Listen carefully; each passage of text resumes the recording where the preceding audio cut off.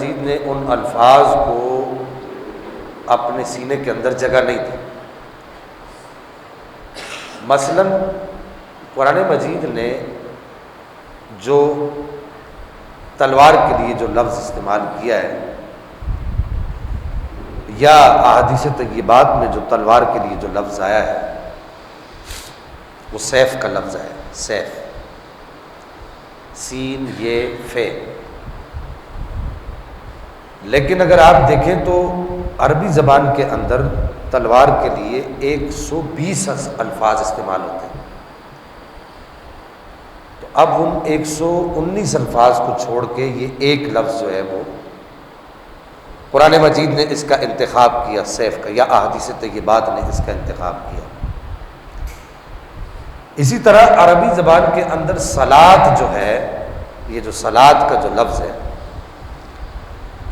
یہ آگ تاپنے کے معنی میں استعمال ہوتا ہے۔ آگ جو سیک حاصل کیا جاتا ہے آگ سے، اردو میں اس کو تاپنا کہتے ہیں، اور ہندی میں اس کو جو ہے وہ سیک لینا کہتے ہیں۔ اب آپ یہ دیکھیے کہ قرآن نے اس کا جب استعمال کیا تو وہ سیکنے کے معنی میں نہیں لیا، آگ کو تاپنے کے معنی میں نہیں لیا۔ صلاۃ کو، نماز جس کو ہم کہتے ہیں صلاۃ، نماز کے لفظ کو صلاۃ کہا جاتا ہے، اور صلاۃ قرآن پاک میں آگ کے تاپنے کے معنی میں استعمال نہیں ہوا۔ بات سمجھ آ رہی ہے آپ کو؟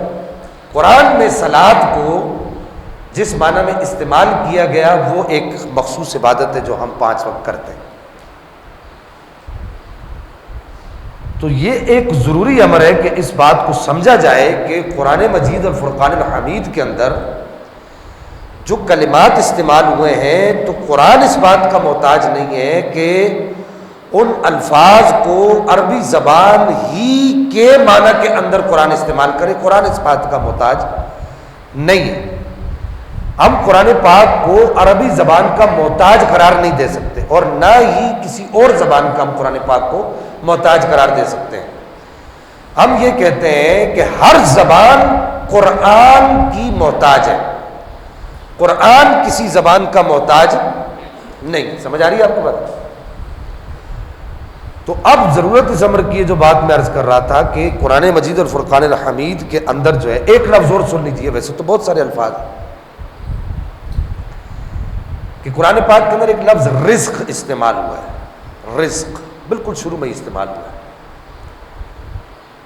رزق کو قرآن مجید نے جس معنی کے اندر استعمال کیا ہے وہ قرآن یہ کہتا ہے خرچ کرنا۔ اللہ کی راہ میں خرچ جو مال کیا جاتا ہے اس کو رزق کہا جاتا ہے، یا جو مال حاصل کیا جاتا ہے حلال ذرائع کے ساتھ تو اس کو رزق کہا جاتا ہے۔ لیکن عربی زبان ان معنی کو استعمال نہیں کرتی۔ عربی زبان کہتی ہے کہ رزق کا جو معنی ہے کوئی بھی چیز جو آپ حاصل کرتے ہیں وہ آپ کا رزق ہے۔ مثال کے طور پہ یہ موبائل ہے، پانی ہے، اور اسی طریقے سے یہ اس کے اوپر رکھا ہوا یہ ایک ڈھکن سا ہے، یہ سب چیزیں اگر ہمارے پاس ہمیں حاصل ہو گئی ہیں تو یہ رزق میں آتی ہیں۔ اور اس کی بہت ساری مثالیں قرآن مجید کے اندر موجود ہیں۔ اگر کوئی تھوڑا سا قرآن سے شغف رکھتا ہو تو وہ آسانی سے ان باتوں کو سمجھ سکتا ہے۔ ضرورت اس امر کی ہے کہ ایک بات اور میں یہاں پر عرض کروں، پھر تقویٰ کی طرف آتے ہیں، کہ ضرورت اس امر کی ہے کہ صرف قرآن کا نام لے کر ہم جو ہے وہ کسی کو، اب جو اس دور کے اندر کیا جا رہا ہے وہ لوگوں کو گمراہ کیا جا رہا ہے، قرآن میں یہ، قرآن میں یہ، قرآن میں۔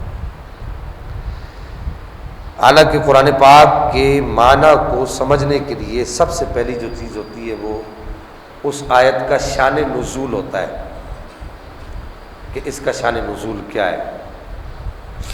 نمبر 2، قرآن پاک کے معنی کو سمجھنے کے لیے جو دوسری چیز ہوتی ہے وہ اس کے جو مخصوص جو اصطلاحات ہیں قرآن کی، خاص ہے، عام ہے، مطلق ہے، مقید ہے، مؤول ہے، مشترک ہے، یہ ساری قرآن پاک کی اصطلاحات ہیں، ان کو سمجھنا بھی لازمی ہوتا ہے۔ اب اردو خواہ لوگ جو ہے وہ تھوڑا بہت ترجمہ قرآن پڑھ لیتے ہیں اور وہ بیٹھ جاتے ہیں کہ جی ہم قرآن سمجھا رہے ہیں، اردو خواہ لوگ۔ تو بہرحال اللہ تعالیٰ ہدایت کی توفیق عطا فرمائے سب کو۔ یہ ایک طویل بات ہو گئی۔ اب جو آج کا جو ہمارا موضوع اس پر بات کرتے ہیں، درود پاک پڑھی، اللہم صلی علی سیدنا